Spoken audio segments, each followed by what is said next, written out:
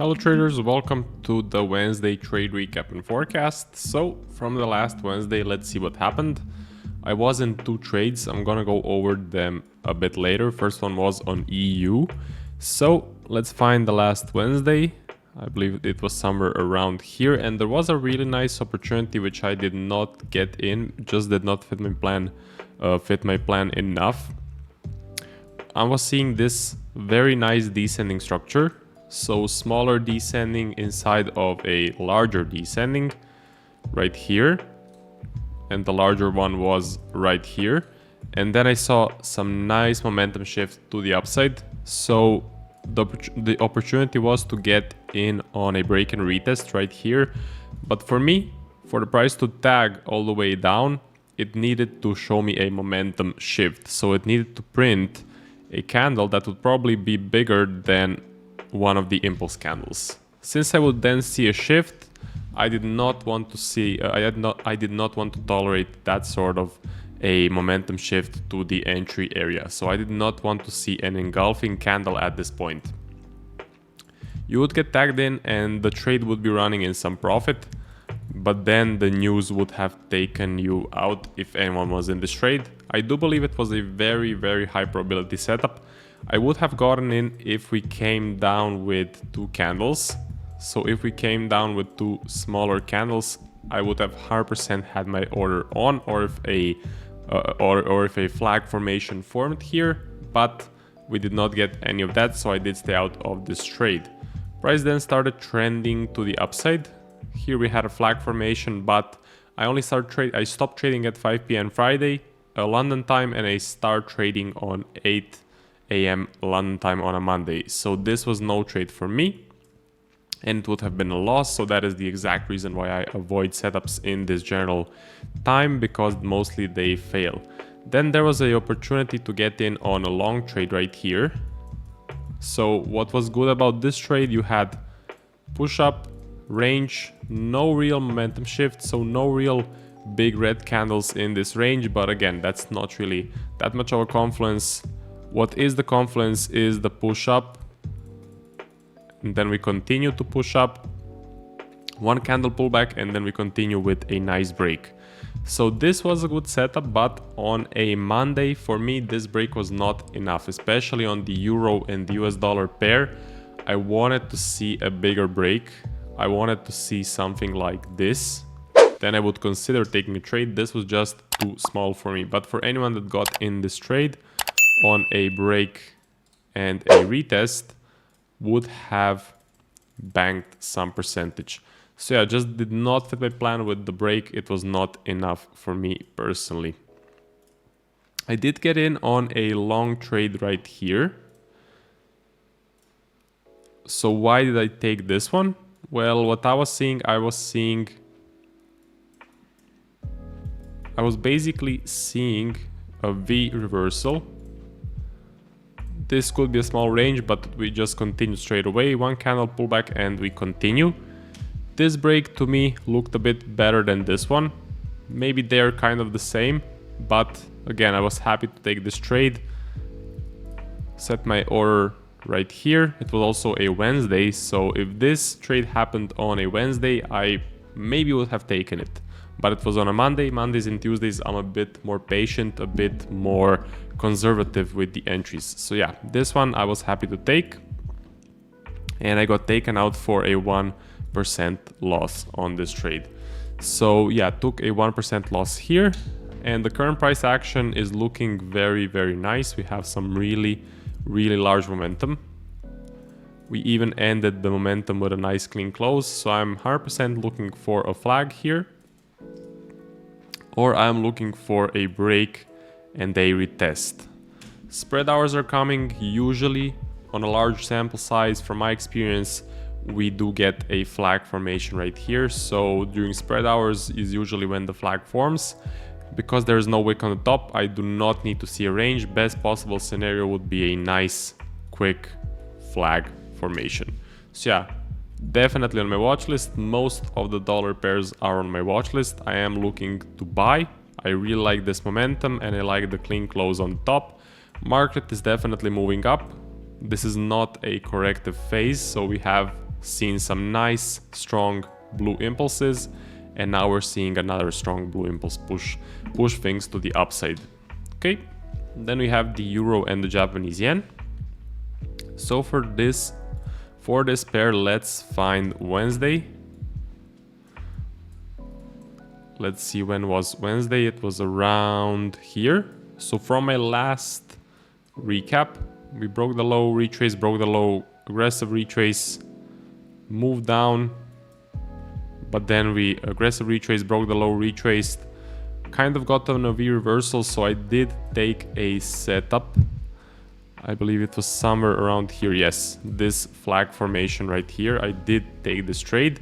For me, this was kind of borderline, maybe a FOMO trade. It happened early during the morning, so it happened on a Tuesday morning, and yeah, I was not in the best shape when I took this trade. Would I take it again? Most likely I would not. Why did I take it? Well, I saw a V reversal and I saw the price.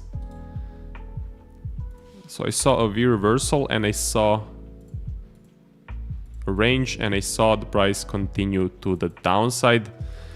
We have gotten a bit of a shift, but then again, I was happy to take a nice quick flag formation, which was this one right here. This was the flag, or sorry, it was smaller. It was actually in these 3 candles. So I really like the small flag formation.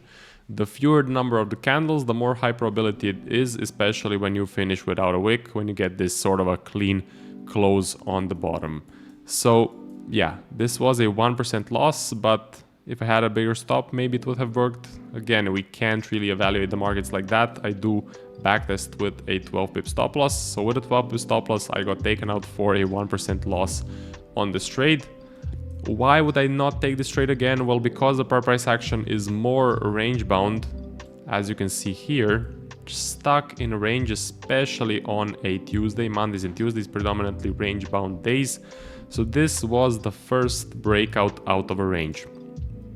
Does this V reversal even matter if we're stuck in a larger range? Well, it does not carry that much weight, because inside of the range you can have these erratic moves. So yeah, I was not really in my best mood when I took this trade. I was not really in the zone. It was very early in the morning, but these trades can happen, mistakes can happen. Yeah, we basically just got an aggressive retrace, just broke the low, retraced, and continued, I would say, ranging around right here. So let's take a look at the most recent price action. Let's see if there are any setups forming right now. I was 100% interested in a reversal trade right here. It definitely looked like a nice clean descending was starting to form, breaking the lows, retracing, breaking the lows, retracing, breaking the lows again, retracing, but we just could not get that confirmation to the upside. Instead, the next candle printed a huge wick or a large wick to the upside. After you see a huge wick down and a large wick up, usually what you get is a large flat range. So yeah, this did not play out as I wanted. So in the end, there was no valid entry for me here. We barely broke above the high and we closed below it. So yeah, I'm expecting a range right now with the wicks.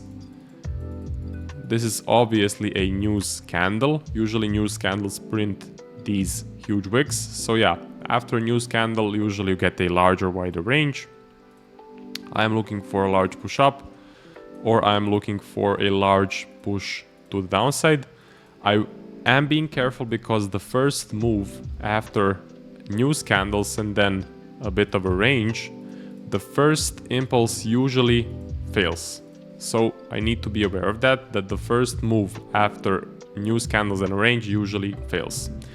That's it for EJ. It's not on my watch list. I'm mainly focusing on the dollar pairs. So now we have the Aussie and the US dollar. Let's see about this one. Let's move the lines. And up here. So from last Wednesday, nothing much has happened. We have been stuck in this larger range. Wednesday was here. We got a large impulse down, huge wick. After that huge wick, I'm not really looking for a setup. Then we reversed up, broke the high, retraced, went down. So just very erratic, range bound, not for trend traders, very bad price action. Then we pushed up again. It was a fake out. We reversed back down, and now we are pushing up with one more impulse. So I would not really say this was a fake out because we did not continue ranging, but you can see it kind of looks like a V, looks like indecision, looks like volatility. Not what you want to see when you're trading the trend, when you're a trend trader. Right now, most recent price action does look promising. One thing though, we have just broken the high and are now retracing, so that does not look good. One thing also I don't like that much is that I'm seeing a bit of a shift here. So it's not a big shift, it's kind of a soft shift, small shift. Not that big of a concern, but I would need to see a nice strong break with a nice strong clean close to get in on a break and a retest. So yeah, the flag is now out of the question because we have broken the high, meaning we have broken the flag formation structure. The only possible scenario is to get that break and a retest. One good setup as well. We continue, get a flag for up. I'm 100% looking for buys. I'm seeing momentum. It's coming down from this large range. Now that's not really a confluence, but usually these larger, bigger ranges can spark some nice movement. So let's see if this move will continue. Let's see if we'll get some opportunities. As I said, on my watch list are the dollar pairs. So let's move on. Aussie and the Japanese yen. For this one's a bit tricky. So let's see from last Wednesday. I did take a trade right here. I believe I went through the trade on my last week's recap. So basically huge ascending structure, established trend. This was a no-brainer for me. I really like this setup and I was happy to take it. I would take it again. It did end up being a 1% loss, but just fit my plan 100%. Okay, we then continued to the downside sort of very correctively. No real valid entries for me. Kind of just breaking the lows, retracing, again showing me some momentum, but the momentum is not really continuing as I want it to continue. Then on the bottom, push down, aggressive retrace, break of the low, retrace, break of the low, retrace. I was looking for a potential reversal setup, which we did not get. This candle printed a wick to the upside, so showing me weakness to the upside. If we had a clean close here, I would maybe have considered it. Next candle continued, large wick, even huge wick, it's really big. So now it's looking more like a V reversal, messy, volatile, not really good. And then look at this candle. So this is just the final nail in the coffin. Why this whole setup looks really bad. We have this momentum shift to the downside. We have a huge red candle. So now for me, I classify this as being range bound. As on EJ, I'm expecting a larger range in this general area. I'm of course looking for a large impulse up or a large impulse down. This pair is not on my watch list and I'm not currently expecting any potential from it. So yeah, I think we can skip this one. Then we have the pound. Pound is interesting. Let me show you why. So basically all the way to the upside here from last Wednesday, which was somewhere around here, we got on a push up. Again, this was Friday close, Monday open, aggressive retrace. Then we did break the low, retrace, continued up, but no real setup for me. Here, right here, no real setup. You could make a case for a break and a retest, but it would need to engulf all of these candles. And if I ask myself, am I seeing strong momentum here? I'm not. 1, 2, 3, 4, 5 candles just to move this much. So this is definitely momentum slowing to the downside. We had this sort of a move in one candle just a couple of hours ago. So this is a definite slowdown in momentum and I was not looking for a long. Broke the high, huge wick, broke the high, huge wick, broke the high, Not really some strong momentum, ended with a bit of a wick. After this, I was not really looking for a trade, to be honest with you, because I was seeing a bit of a slowdown in momentum. Then price pushed to the downside. We have gotten now sort of a V reversal, so price pushed down, reversed back up. I'm seeing this sort of a V in favor of the second leg. So usually you can get two types of setups with the V reversals. You can get a V range and then a push up, or you can get a V and a straight push up. This looks like a V and a straight push to the upside. I'm seeing momentum. I am considering taking a setup here, so we will see how a flag will form.